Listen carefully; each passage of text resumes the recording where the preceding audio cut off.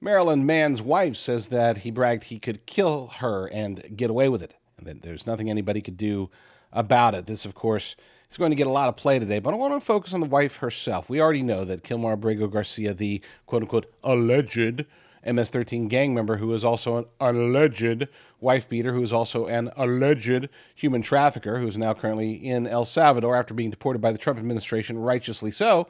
Well, everybody's going to focus on him because there's a recording that popped out earlier today of Kilmar Abrego Garcia's wife saying that, describing how he would beat her. Sometimes he would apparently wake up and just smack her and stuff like this. It's very obviously damaging audio of her relaying this, I believe, to the police. I don't know actually what the source was, but that's making its rounds. There are reports of other examples of domestic abuse, and then there's this article over at Daily Wire that highlights her concerns that she expressed officially way back when. All of this is coming out now about the Democrats, their spirit animal, the person that they are willing to die on any hill just to get him back on the streets of America so that he can continue to beat women or whatever it is they want him to do, traffic human beings, be a member of a gang, dangerous terrorist gang. Whatever. Anyway, according to Daily Wire's Hank Berrien, Democrat darling Maryland man's wife, says he bragged he could kill me and get away with it. Suspected MS-13 gang member Kilmar Abrego Garcia, whose deportation to El Salvador by the Trump administration triggered a meltdown by Democrats, reportedly bragged he could kill his wife and get away with it. Garcia's wife, Jennifer Vasquez Sura, wrote in an August 3rd, 2020 request for a motion for a protective order against him. So this isn't like a deleted Facebook post, okay? This is her telling a judge to protect her from him. Said, I also have a recording that he told my ex-mother-in-law that even if he kills me, no one can do anything to him. This is according to a report from the New York Post. The document reportedly revolved around a fight over a phone Garcia took from her, during which, listen to this, during which he locked their children in their bedroom and then locked her out of the house.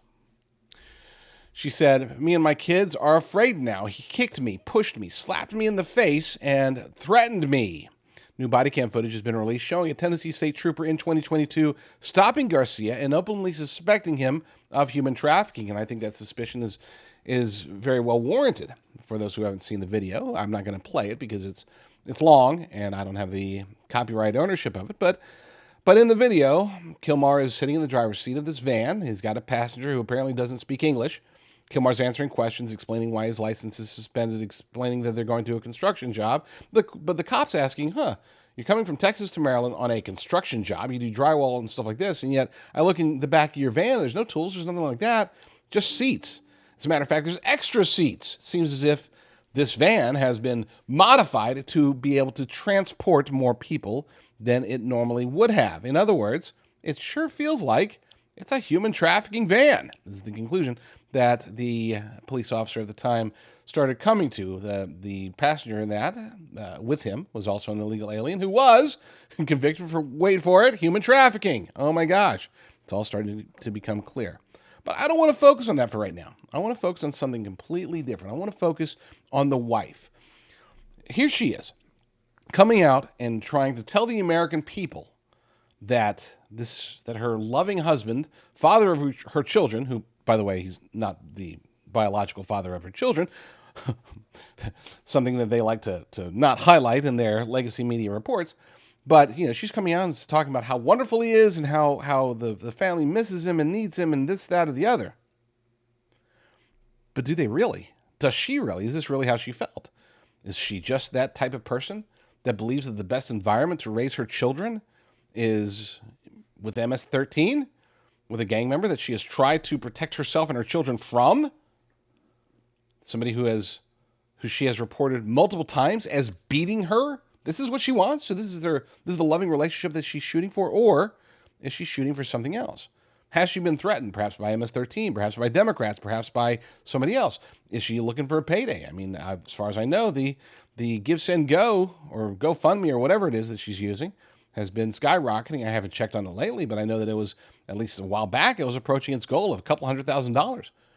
Is she just looking for a payday? What is she saying? Why was she lying for years? Is this just this kind-hearted man, and she was just lying about him for years, trying to get him in trouble?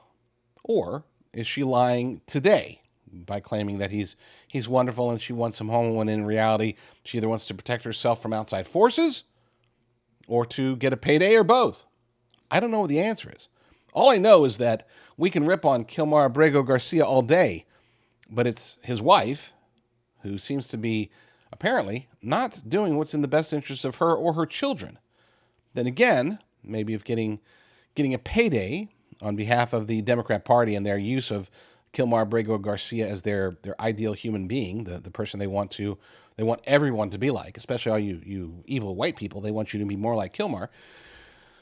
I don't know. I mean, what is the source of her lies? We don't know what that is for sure. We have some suspicions, but we do know one thing. Either she was lying back then or she's lying now.